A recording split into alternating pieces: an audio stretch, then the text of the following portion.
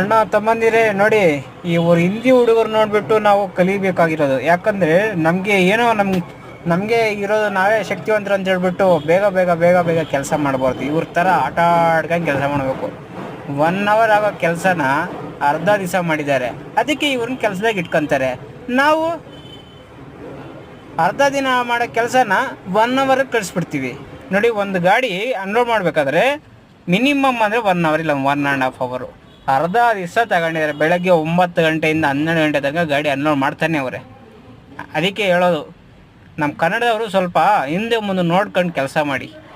ಏನು ನಮ್ಮ ಕೈಲಿ ಆಗೋದು ಇನ್ಯಾರ ಕೈಲಿ ಆಗಲ್ಲ ಅಂತ ಹೇಳ್ಬಿಟ್ಟು ಫಾಸ್ಟಾಗಿ ಮಾಡ್ತೀವಿ. ಆದರೆ ನಮ್ಮನ್ನು ಬಿಟ್ಬಿಟ್ಟು ಹಿಂದಿಯವ್ರನ್ನ ಕರೆಸ್ಕೊಂಡು ಇಲ್ಲಿ ಕಾಂಟ್ರಾಕ್ಟ್ ಮುಖಾಂತರ ಕರ್ನಾಟಕದಲ್ಲಿ ಇಟ್ಕೊಂಡು ಕೆಲಸ ಮಾಡ್ತಾರೆ. ಆದರೆ ಅವ್ರು ನೋಡಿ ಆಟ ಆಡ್ಕೊಂಡು ಕೆಲಸ ಮಾಡ್ತಾರೆ. ಅಂಥವ್ರಿಗೆ ಇದು ಕಾಲ, ಒಳ್ಳೆಯವ್ರಿಗಲ್ಲ. ಸಬ್ಸ್ಕ್ರೈಬ್ ಮಾಡ್ಕೊಳ್ಳಿ ಹಿಂಗೆ.